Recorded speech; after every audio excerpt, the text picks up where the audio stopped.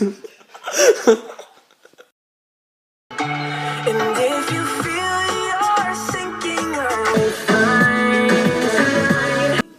what's going on, guys? Look, I know it's been a little bit. As you can hear, I'm a little bit sick. So this whole week, so I was supposed to get the video out earlier on, but freaking shit happens. What are you gonna do? But I've got the clips, so I'm gonna cut back to, it was about a week ago, I had this training session, I did it with Danny, and then I did the commentary for it, and excuse me, I was a little bit quiet, I will be a little bit quiet in the video, just because it was like at 1 AM, you'll see him on my phone, and I was a little bit sick at the time, and it was like 1 AM, but I got some freaking crazy info in there. If you want to build your chesticles up, guys, yo, chesticles. If you want to build a bigger chest, there's really good pointers in there. You'll see it, and I'm going to have commentary in the rest of the video as well. So I'm going to cut to that in 5, 4, that's a little bit long, 2, 1.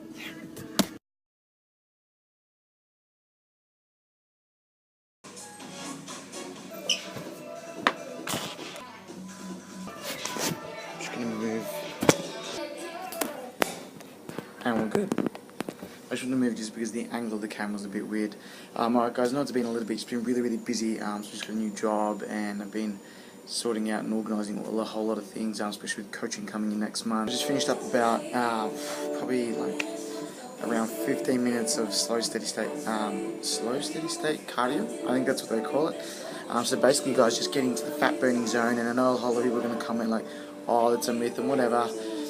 Guys, the reason why people call it a myth is when you're trying to lose a whole lot of weight, it's not the best thing to do. You could be doing higher intensity things, but in regards to losing fat, it doesn't burn a lot of calories as a whole, but it does burn the fat, and I'm happy to put the time in, especially going to comp, otherwise I wouldn't be doing it. Oh man, my phone broke. Anyways, it's about 10 to 1 in the morning. I'm going to make this really quick. Today's video, guys, not going to be entirely instructional. It's going to be some clips when I did a solely chest workout, so no shoulders, no tries. Chest workout with my friend Danny up at High Life. No, Fitness Arena. Guys, my intent behind this workout was to keep strength going into the cut, so I'm 7 weeks out now, and in doing that, guys, I'm going to have some faster sets and faster reps, just lifting a little bit heavier in the weight. And on that note, guys, I really want to bring up the really big mistake people make in the chest workouts. Guys, when you know the anatomy and the physiology behind the chest, and I don't want to go on about this because I know it sounds really boring, but guys, the chest muscle, either side is really the same, but it goes from the sternum and inserts into the shoulder, just under the shoulder, guys. So, and then the chest activates, if you can see, hopefully you can, when your arm does horizontal flexion, so basically bringing this closer to this. Sorry if I look away, I'm just looking at the camera. And it's going to come in, and you can see that move, bit of a nip slip. And that's why it's a really good idea to mix up, if you can do them properly with proper form, mix up with your flies with your chest presses.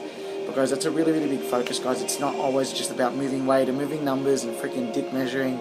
Sorry, yeah, excuse my language. How many times I gotta say this? If you want to build properly, it's really important to understand what goes on underneath so that you're working out properly. It's one thing to take note into all your chest workouts. If you want me to make a proper instructional vid on that, I can, but you'll see it in there anyway, guys. Just take note of that. But then here's some ideas as well. You get some ideas of the exercises that I do going into competition in the clips. I hope you guys enjoy it. Any questions, do let me know. Other than that, I'll skip to the clips in 3, 2, 1.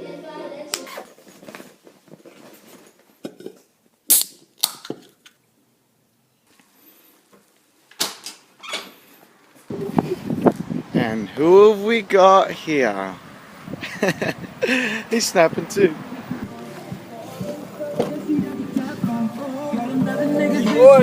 Hey, let's do it.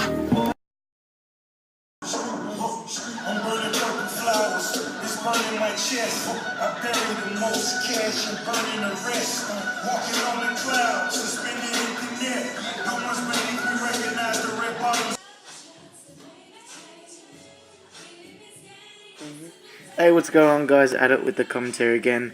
So basically what I've done today, hopefully it makes it a little bit easier. I have put the sets and reps and exercises that I am doing in some of the clips below, as you can see here.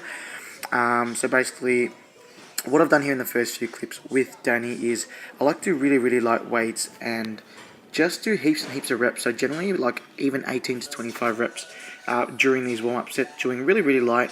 And why this is, why I do this type of warm-up over other normal warm-ups is because it actually turns on your central nervous system as well and gets you ready for the actual motion. So you're not just doing a generic warm-up, it's actually going to help you perform better during the working set. So I just realized, guys, that I say actually way too much, so I'm going to try and pull myself on it if I do. Pull myself up on it if I do.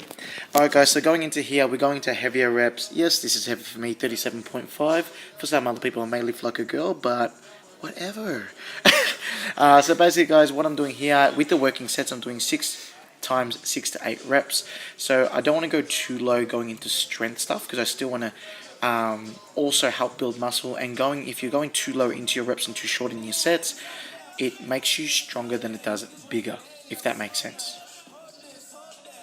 Alright guys, moving into flies. Now the reason why I do this sort of mid-workout, I like to mix up my big compound presses with an isolation. Reason being is, guys, I don't know about you, but my triceps tire out really, really quickly. So this allows them to rest while still working the chest.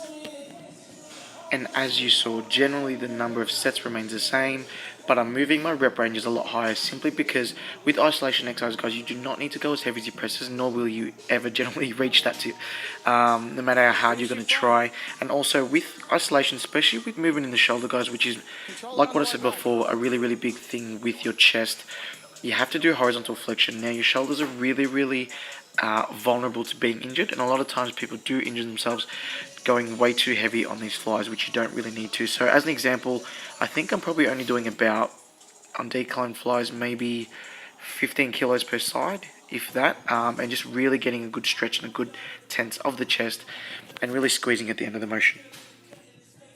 Now this will be the last movement, so dumbbell incline chest press. Number of sets pretty much remains the same, and then 6 to 10 reps again, so we're going a little bit heavier than we were. Obviously won't be able to lift as much as we did at the start, simply because it's the end of the workout, but I've never, again, this is moving towards a shoulder press. It's not really, but your shoulders are more vulnerable in this position, hence I don't go as heavy. As you can see here again, girl weights at 22.5, leave me alone. But that's pretty much going to wrap up the commentary. Any questions, guys, do let me know, and then I will get back to it, and I'll finish up this vid in a second. Alright, so this is the last one we put together. We're going to do a Swiss ball pike into a shoulder press. Now, if you can't do it, or if I struggle too much, I'm just going to do a normal push-up, but you'll see. Let's do it. I'll stop. Is this thing on? What up, guys? Thanks for watching, guys. Again, I hope you enjoyed that clip. I'm making things a little bit different this time. Stay tuned for the next clip. We're going to do some mobility stuff, and I'm going to have some really, really good stuff in there. I'll catch y'all on the flip. Peace.